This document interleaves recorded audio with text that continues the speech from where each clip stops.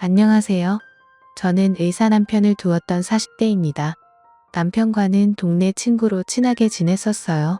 초등학교 입학하기 전부터 같은 동네에서 자랐죠. 남편은 어릴 적부터 몸이 약한 친구였습니다.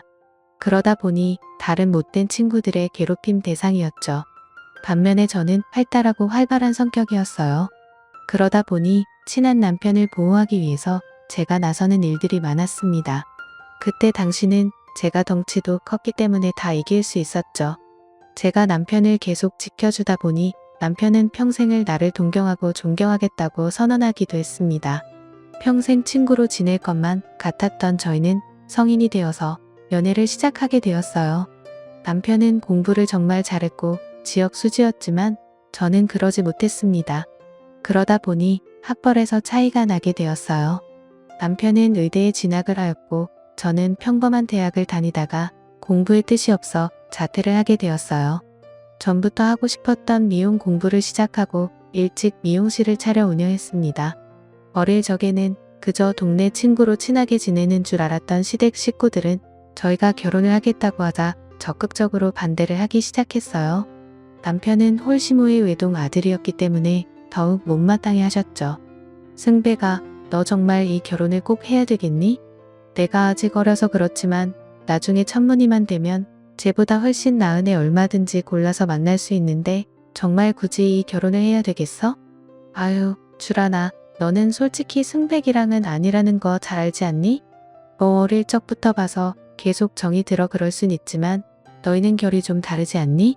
연애하는 거야 서로 결이 달라도 호기심에 만날 순 있다곤 하지만 어쨌든 결혼은 급이 맞아야 하는 거 아니겠어? 그런데 너희는 급이 어디 비슷하게라도 하냐? 의사랑 미용사랑은 천지 차이 아니니? 엄마, 급이 다를 게 뭐가 있어. 어릴 적부터 나 지켜준 거 엄마도 잘 알잖아. 나 친구들한테 괴롭힘 당할 때 누구보다 주란이가 나 지켜줬어. 이제는 내가 주란이 지켜주고 싶어. 나 주란이 없으면 못 살아. 나중에 의사가 되어서도 마음 변하지 않을 자신 있어. 엄마가 반대해도 결혼할 거니까 지금부터 이렇게 힘 빼지 말고 그냥 처음부터 찬성해줘. 아유, 주란아, 내가 좀 말려봐라. 얘는 내 말은 안 듣는다. 어릴 적부터 자기가 하고 싶은 건 해야 하는 아이니까 그러는 거야. 괜히 내가 반대하니 결혼하고 싶은 거라고. 너희 결혼하면 매번 싸우기만 할 거야. 솔직히 우리 승백이 나중에 기혼도 해야 하는데 너 그거 다 대줄 수나 있어? 지금도 승백이랑 결혼하겠다는 여자가 줄을 섰는데 다들 차 한 대는 기본으로 해온다고 하는데 너희 집 형편에 그런 거 조금이라도 할 수 있겠냐고. 아니 막말로 내가 큰 거 바라는 것도 아니고 의사 집안이라면 기본적으로 갖추고 온다는데 너 그거 다 채워 넣을 수 있겠니? 나랑 사이 나빠지기 전에 미리 포기해라. 나도 오래 알고 지낸 너. 이렇게 나쁘게 대하기 싫다. 어머님, 저희 벌써 20년은 알고 지냈어요. 그리고 연애한 지 6년은 더 됐고요. 저는 승백이랑 결혼하고 싶어요, 어머님.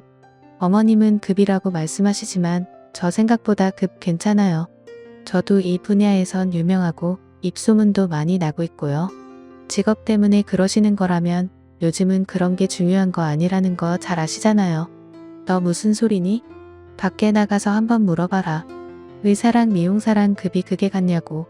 다들 미쳤다고 말할 거다. 나는 네 결혼 찬성 못하고 결혼하는 비용도 재주지 않을 거야. 거기다가 결혼식에도 안 갈 테니까 너희들 마음대로 결혼하고 싶으면 해라. 너희들이 결혼해봤자 그 행복 오래 갈 거라 생각하니? 그렇게 죽고 못 살아도 결국에는 헤어지는 게 포부인데 너희라고 다를 거라 생각하니? 시모는 끝까지 저의 결혼을 반대했습니다. 그렇지만 당시엔 저의 마음이 정말 굳건했죠. 남편은 그때가 아니었으면 결혼을 하기까지 오랜 시간이 걸릴 수 있었고 시댁의 상황도 좋지 않았기 때문에 어쩌면 평생 결혼은 하지 못할 수도 있겠다 생각을 했어요. 그래서 어떻게든 저와 결혼을 하고 싶다고 생각을 했습니다. 결국 남편은 의사를 포기하겠다고 나섰습니다. 이렇게까지 하고 나서야 시모는 결혼을 허락해 주셨죠.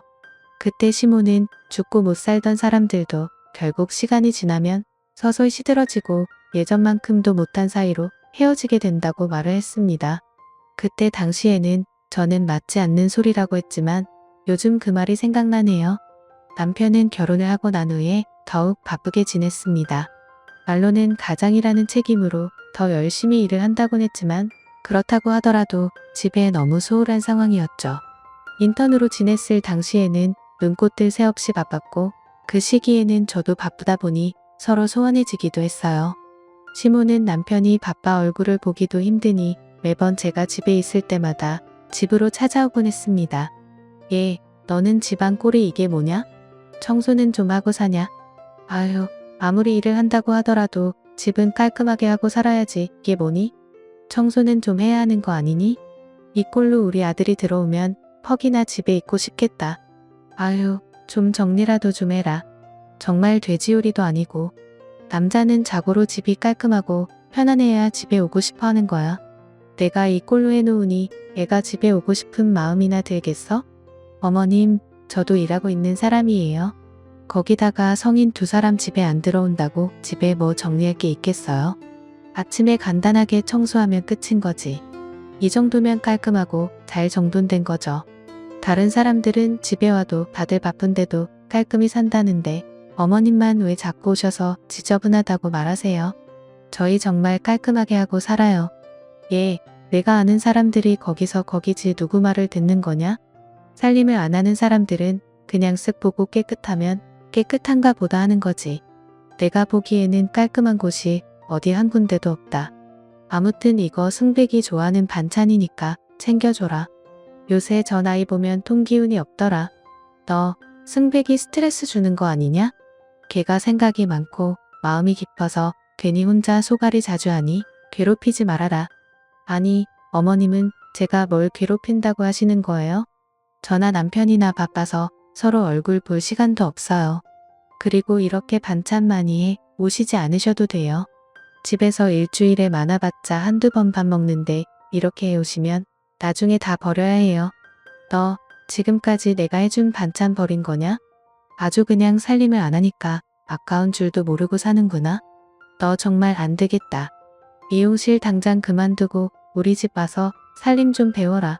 아내가 되어서 살림살이 제대로 할 생각은 안 하고 밖으로만 핑핑 싸돌아다니니. 에휴, 이런 게 다 돈인데 아까운 줄 모르고 버리냐? 잘 뒀다가 먹으면 되는 거지. 그리고 한번 먹을 때 승백이 많이 먹게 팍팍 좀 줘.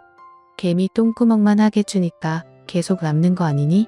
내가 밥을 잘 안 해먹이니까 승백이가 기운도 없고 살도 쭉 빠진 거 아니야? 어머님, 아무도 남편한테 살 빠졌다고 말 안 해요. 살이 빠지긴 뭐가 빠졌다고 그러세요? 오히려 살쪄서 다들 살기 좋나 보다 하죠. 어머님만 남편 살 빠졌다고 말씀하시는 거예요. 남편은 저랑 결혼하고 5kg나 쪘는데 무슨 소리를 하시는 거예요? 살 빠진 건 저죠. 남편은 살찌고 저는 5kg나 빠졌어요. 예, 여자는 날씬해야 남편한테 사랑받는 거야. 너는 살 빠지니 좋은 거 아니니? 남자는 결혼하고 살이 좀 올라야 요거 안 먹지. 너는 그것도 모르니? 승백이가 너 생각해서 꾸역꾸역 살 안 빠지려고 챙겨 먹는가 보구나. 아이고, 마음도 깊지. 아무튼 남편이 마음 쓴 것도 모르고 그렇게 말하니 승백이가 어죽 답답하면 집에도 안 올까. 시모는 제가 무슨 말을 해도 귀담아 듣지도 않았습니다. 뭘 하든 잘못된 건 제 탓이고 잘하는 건 남편 덕이라 생각을 하셨죠. 그래서 시모가 올 때마다 우라통이 터질 지경이었습니다. 다행히 바빠서 거의 만나기 어려웠지만 어떻게든 제가 집에 있는 날에는 시간을 어떻게든 내서 집으로 오시곤 했어요. 그때는 남편이 바빴기 때문에 시모를 볼 수 있는 건 그나마 저였기 때문에 그렇게 자주 오시는가 보구나 생각을 했었습니다. 결혼 초기에는 남편과 사이가 나쁘지 않았어요. 다만 바쁘다 보니 집에 오는 시간이 적었던 것뿐이었죠. 서로 이런저런 일상 이야기를 나누면서 여느 부부와 마찬가지로 평범한 일생을 보냈습니다. 그러다가 결혼 1년 차에 임신을 하게 되었죠. 임신을 하게 되면서 운영하던 미용실은 실장에게 맡기고 잠시 저는 쉬게 되었습니다. 그때부터인지 남편은 시모처럼 저를 무시하기 시작했어요. 임신을 하고 출산을 하면서 아이를 키우다 보니 저도 우울증이 왔었죠. 외로워하던 저를 마치 의지가 약한 사람으로 대했던 것은 남편이었습니다. 당신 요즘 좀 바빠? 아무리 바빠도 집에는 들어올 수 있지 않아? 사실 나 요즘 우울한 것 같아. 아이만 보고 있다 보니 그런가? 이들은 안 되겠어. 바깥바람 좀 쐬고 싶어. 어머님께 아이 좀 봐달라고 부탁하니 엄마가 아이를 봐야지 어디 가는 거냐면서 화내시고 아이는 안 봐주신다고 하시더라고. 그래서 말인데 나 도우미 몇 시간만이라도 쓰고 싶어. 이렇게 있다가는 미칠 것 같아서 그래. 배부른 소리하고 앉아있네. 우리 엄마는 혼자 나나 꾹 키우면서 온갖 고생을 다해도 우울하단 소리 한 번을 안 했어. 내가 몸이 편하니까 우울하단 소리가 나오는 거지. 너는 아기 엄마면서 그딴 나약한 생각을 하고 앉아있냐? 너보다 내가 더 우울해. 하루 종일 일만 하고 있는데 편하게 집에서 쉬는 너랑 밖에서 쉴 틈 없이 일하는 나랑 누가 더 피곤하겠냐? 넌 그게 밖에서 일하는 남편한테 할 소리냐? 참, 내 생각만 하고 있네. 아니, 당신도 밖에서 바쁘겠지만 나도 집에서 바빠. 애는 2시간에 한 번씩 깨어나지. 지금까지 잠도 제대로 자본 적 없어. 거기다가 어머님은 매번 집에 와서 집도 더럽다고 계속 말만 하시고 도와주시지는 않고 그 앞에서 아기 없고서라도 청소해야 하고 거기다가 애는 안 봐주시고 당신 먹을 음식만 잔뜩 하시고 가시잖아. 그렇게 음식하고 뒷정리는 또 내 몫이고. 아이 보면서 이것저것 다 정리하기 쉽지도 않고 힘들어. 몸도 이곳저곳 아프고. 그러니 하루 이틀만이라도 도우미 좀 불러줘. 불러. 부르고 싶으면 내가 번 돈으로 불러. 내가 왜 내 몸 아픈 것까지 신경 써야 하냐? 그리고 아이 잘 때 너도 자다가 나중에 집안일 하면 되잖아. 그게 뭐 힘들어? 아이가 어지럽히는 것도 아니고 가만히 누워서 자기만 하는데 뭐가 힘들어? 편하게 일도 안 하고 집에서 애만 보면서 뭔 도우미가 필요하다고 난리야. 애 하나도 제대로 못 보면서 밖에 나가서 뭐하게. 100일도 안 된 아이를 돌보면서 집안일을 하느라 정신없었던 저에게 막말을 퍼붓는 남편을 보면서 내가 그동안 사랑하던 남자는 도대체 어디로 간 것일까? 슬픈 생각도 들었습니다. 남편은 육아에는 전혀 관심이 없었어요. 집에 오더라도 방에 들어가 한 번을 나오지 않았고 아이와 외출은커녕 기저귀 하나도 갈아주지 않았죠. 오로지 피부과 개원을 위해서 당분간 생활비도 줄이겠다면서 아주 조금만 주다가 그마저도 가져다 주지 않았습니다. 주변에서는 남편이 의사라고 하면 돈도 많이 벌겠다며 부러워했지만 정작 저는 남편이 도대체 얼마나 버는지 알 수 없었어요. 시모는 출산을 하고 나서부터 제 집 드나들 듯 우리 집을 왔습니다. 거의 매일 집으로 오셨지만 아이는 봐주지 않으셨죠. 거기다가 집안일에도 도와주지 않으셨어요. 오로지 남편을 위한 음식만 차려두고 뒷정리도 하시지 않은 채 가셨습니다. 아이고, 넌 애를 낳고서도 아직도 이 모양이냐? 아니, 엄마가 되면 알아서 척척 다 잘할 줄 알았구만. 아이고, 다른 엄마들 보면 알아서 척척 청소도 하고 그러는데 넌 아이 잘 때 뭐하고 있는 거니? 같이 퍼질러 자고 있는 거냐? 아이 잘 때는 내가 정신 차려서 부지런하게 움직여야 하는 거 아니야? 이러니 승비기가 집에 오고 싶기야 하겠어? 일할 때도 그러더니만 집에만 있어도 이러는 거면 아이고, 내가 내 남편이었어도 오고 싶지 않겠다. 어머님, 그러시면 아이 좀 봐주세요. 아이가 계속 울어서 집안일을 할 시간조차 없어요. 조금만 울어도 저보고 보라고 하시잖아요. 이렇게 울 때 어머님이 한번 안아주고 달래주세요. 제가 집안일 할게요. 어머님이 아이 봐주시면 제가 집안일 그 틈에 깔끔하게 할게요. 그럼 되는 거 아니에요? 어머님 매일 오시면서 한 번을 아예 안아주시지도 않고 봐주시지도 않고 그러시잖아요. 아니, 내가 왜 내 애를 보니? 무슨 내 보는 게 어디 쉬운 줄 알았니? 늙은 시목 부려먹으려고 아주 난리구나. 체력 좋은 젊은 내가 해야지. 다 늙은 내가 하라고. 다른 집 며느리들 보면 아이 키우면서도 지왕 깔끔하게 잘하던데 너는 이게 뭐니? 이렇게 해놓고 살면 남편이 칭찬이라도 해주겠니? 어머님, 아이가 고작 100일밖에 되지 않았잖아요. 아이 돌보는 것도 정신없는데 시간이 어디 있다고 그러세요? 거기다가 어머님은 오셔가지고 남편 먹을 반찬만 딱 해놓고 뒷정리도 안 해놓고 가시잖아요. 그거 정리하는 데에도 오래 걸려요. 아이 보시기 힘드시면 어머님이 요리하시고 뒷정리 좀 해주세요. 너 참 말을 웃기게 한다. 내가 요리하는데 무슨 주방을 뒤엎는다니? 간단하게 반찬 몇 개 만들고만 가는데 아주 그냥 주방을 난리통 만드는 것처럼 말하네. 뭐가 떨어진다고 그러니? 너도 어차피 밥 먹으려면 주방 쓸 거잖아. 그거 하면서 치우면 되는 거지. 넌 내가 길러놓고선 핑계가 아주 좋다. 시모에게 아이를 봐주거나 혹은 주방 뒷정리를 좀 해달라고 부탁을 했지만 시모는 제 말을 들어주기는커녕 비아냥대셨죠. 아이가 100일이 지나면서 다행히 너무 착하게도 통잠을 자기 시작했습니다. 그러면서 저는 조금씩 숨을 쉴 수 있었고 바쁜 친정이 도움을 받으면서 틈틈이 알바로 가게에 나가 일을 했고 돈으로 조금씩 벌면서 도움을 쓰기 시작했어요. 아이가 돌이 될 때까지 남편은 집에 잘 들어오지 않았고 집안일에도 소홀했습니다. 그런 남편 때문에 외롭고 힘들기도 했지만 저는 어떻게든 버텨서 아이가 돌이 지나면 복직을 하겠다 마음을 먹었죠. 돌이 지난 아이를 어린이집에 보내고 저는 다시 일을 시작하겠다고 선언했습니다. 남편에게 그동안 실장에게 맡겨두었던 미용실 일을 다시 시작한다고 말을 하니 남편은 결사반대를 하기 시작했어요. 마치 저를 아이에게 사랑이 없는 못된 엄마처럼 대하기도 했습니다. 이제 아이 돌도 지났으니 나도 일 시작하려고. 풀타임으로 근무하기는 힘들겠지만 그래도 아이 어린이집에 보내면 그 시간 동안 나도 일할 수 있을 것 같아. 아이 어린이집도 적응 잘 됐고 잘 지내고 있으니까 걱정하지 마. 일도 지금은 그냥 파트타임 형식으로 일할 거니까 그것도 걱정하지 말고. 뭔 돌쟁이 아이를 어린이집에 보낸다는 거야? 네가 제정신이야?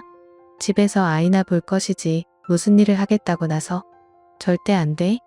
아이 낳아두고 일 시작할 거면 애초에 아이를 낳지 말았어야지. 적어도 아이가 초등학교는 갈 일하는 거지. 무슨 돌쟁이 아이를 어린이집에 보내겠다고 하는 거야? 그리고 어린이집에 왜 보내? 내가 생활비 안 주는 것도 아니고 그 돈으로 생활하면 되지. 네가 돈이 필요할 일이 뭐가 있어? 아, 당신 생활비로 얼마나 주는 줄 알고 있는 거 맞아? 당신 고작 100만 원만 주고 있어. 금마저도 개연해야 한다고 나한테 안 준 달도 많이 있었고 그걸로 공과금이며 아이 용품이며 이것저것 사다 보면 그냥 끝이야.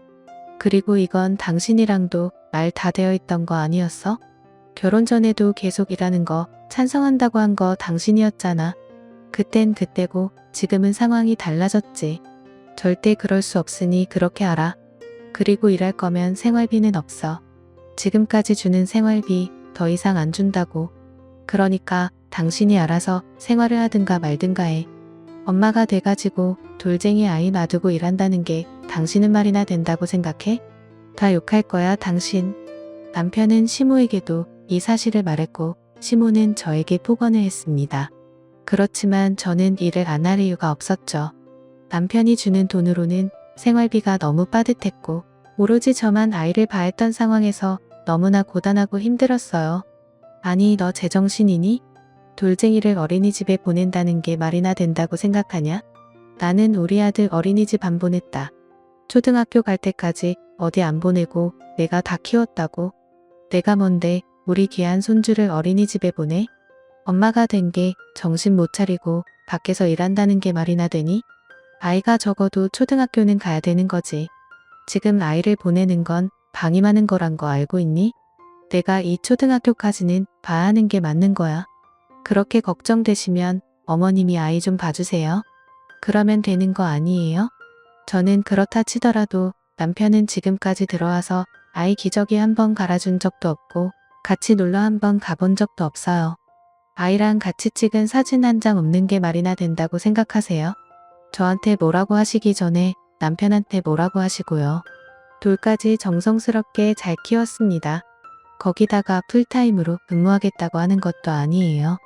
할머니랑 엄마랑 같니? 그리고 남자는 몰래 바깥일 하는 거지 집안일 하는 거 아니다. 너한테 돈 가져다 주잖니?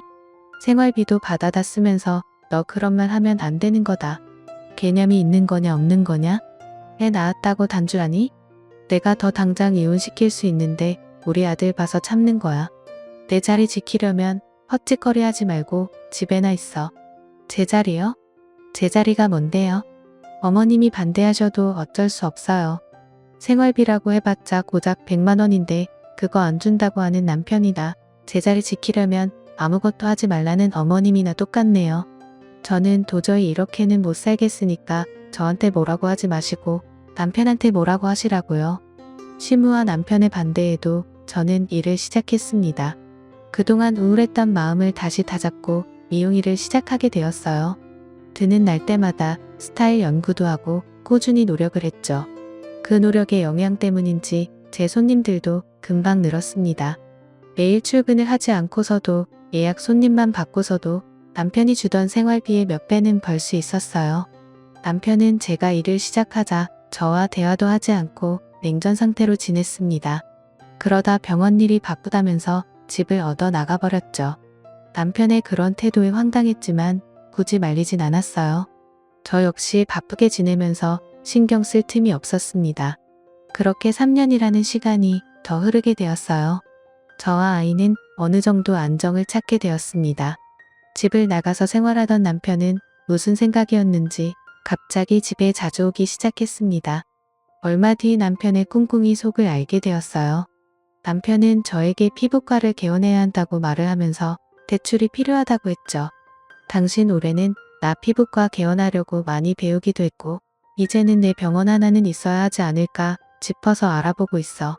근데 대출을 좀 받아야 할 것 같은데 나는 한계가 있더라고. 혹시 당신 받아줄 수 있으면 좀 알아봐. 내일 한번 알아보고 어느 정도 가능한지 나한테 말해줘. 무슨 소리야? 당신 나한테 돈 맡겨놨어? 내가 왜 대출을 받아야 하는 건데?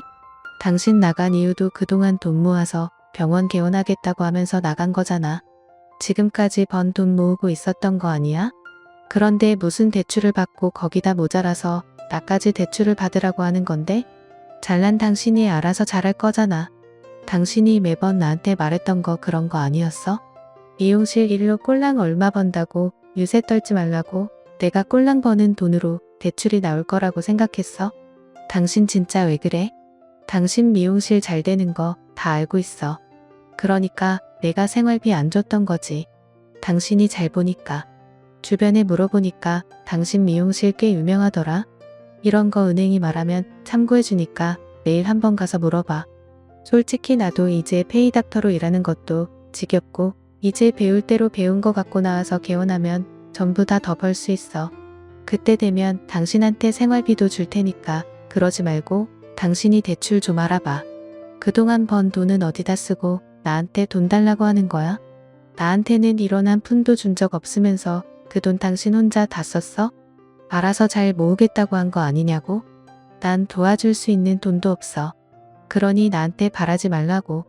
그렇게 필요하거든 당신한테 죽고 못 사는 어머님한테 말해봐. 나는 도와줄 수 없으니까. 남편은 어쩐지 제가 당연히 대출을 받아 개원을 도와줄 것이라 생각을 했었던 것 같아요.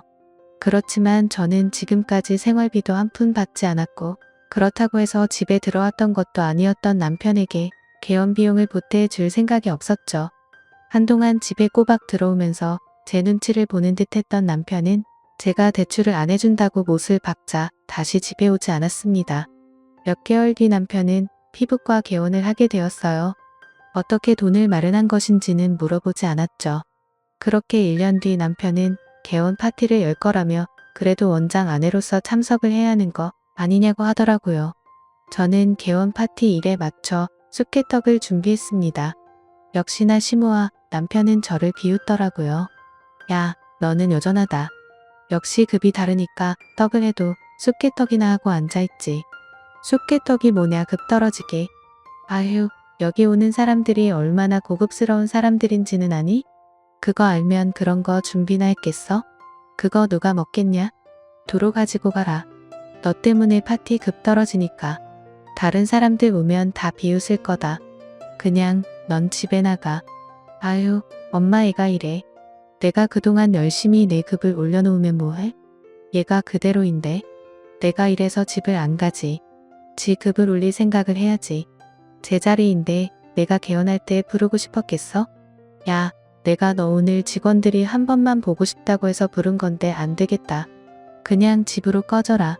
쑥개떡이고 뭐고 같이 좀 꺼져. 아, 웃기네. 생활비 보태지도 않았는데 내가 쑥개떡이라도 이렇게 정성스럽게 해온 걸 다행이라 생각하지? 여기까지 온 나를 이렇게 무시하는데 내가 참 생각은 잘했어. 당신이야말로 여전하네. 난 걱정했잖아. 반성한 줄 알고. 내가 중간에 당신이 반성했으면 아마 난 용서했을 거야. 난 마음이 넓은 사람이거든. 근데 당신은 여전해. 참 다행이야. 당신이나 당시 너마나 꾸준해서 참 다행이라고. 이래서 내가 지금까지 노력한 게 물거품이 안 되겠다. 그치? 얘가 뭔 소리를 하는 거야? 얘, 너 미쳤니? 갑자기 뭔 뚱딴지 같은 소리를 하고 있어. 너, 내 말 안 들리니? 이게 떡 같은 거 들고 사라지라고. 이제 다른 사람들 오는데 창피하게 있던 떡 가지고 있지 말고 집으로 꺼지라고. 제가 말을 하자 시모는 헛소리를 한다면서 난리를 쳤고 남편은 황당한 얼굴을 하고 있었죠. 그때 원장실에서 팩스가 들어왔어요. 남편은 갑자기 팩스가 들어오는 소리를 듣고선 바로 확인을 했습니다.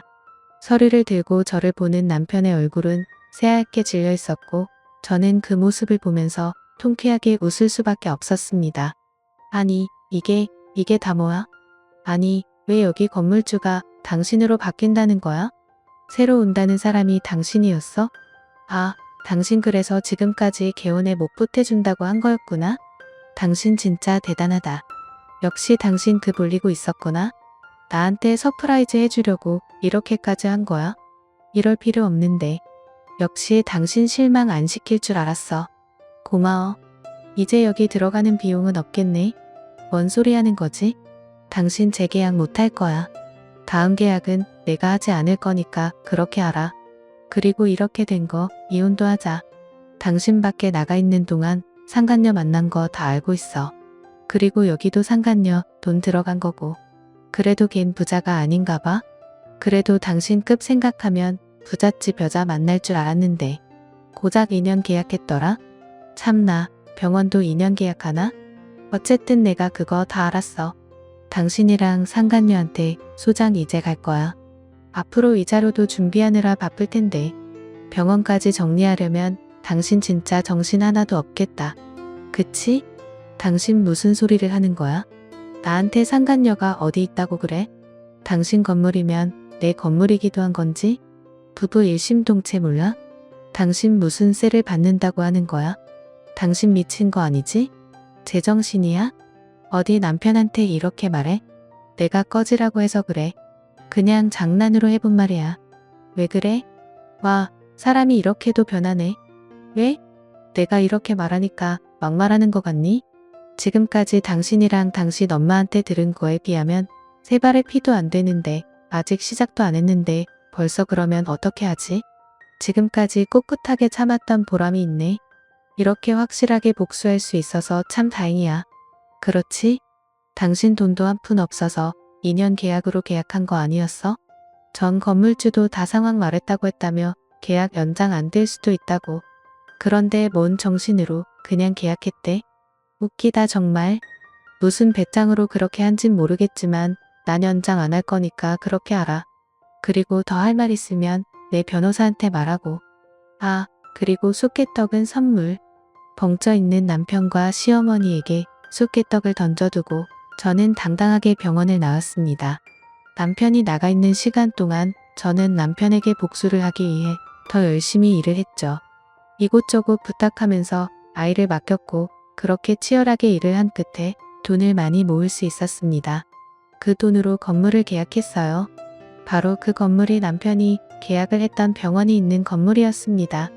건물주의 상황이 좋지 않아 급매로 나오게 되었고 저는 바로 그 건물을 사들였던 것입니다. 거기다가 남편은 저의 눈치는 보지 않았는지 남편의 전 직장이었던 병원 직원과 살림을 차려 집을 나왔던 것이었습니다. 우연히 남편의 직장 근처를 갔다가 남편과 상간녀를 보게 되면서 외도 사실까지 알게 되었죠. 그렇게 저는 치열하게 복수의 칼날을 갈랐습니다. 절주하게 준비를 한 끝에 남편과 상간녀는 저에게 2천만 원의 위자료를 배상하는 것으로 결정이 느려지게 되었어요. 거기다가 남편은 결혼 생활 동안 생활비를 전혀 주지 않았기 때문에 재산 분할 역시 한 푼도 하지 않는 것으로 마무리되었죠. 남편은 뒤늦게 반성한다는 말을 전해왔습니다. 그 여자랑도 나 정리 다 했어. 우리 다시 시작하자. 그리고 병원도 이사 가면 소문도 안 좋아지고 평판도 나빠져. 다시 재결합하는 게 안 되면 병원 계약 연장이라도 해줘. 내가 왜 그래야 하는 건데? 당신이랑 나는 이제 남남이야. 당신 이렇게 하는 거 협박으로 될 수 있는 거 모르는가 보네. 참 웃기지? 당신 지금까지 나한테 아니 우리 아이한테라도 잘할 수 있었던 기회는 충분했어. 근데 그거 날린 거 당신이야. 당신은 나뿐만 아니라 아이도 버린 사람인데 내가 또 기회를 줘야 할 이유가 있어? 내가 뭘 믿고 그래야 하는 거지? 뻔뻔함도 유분수지. 그렇게 급 높은 사람이니 알아서 잘 살지 않겠어? 아니야. 내가 잘못 알았어.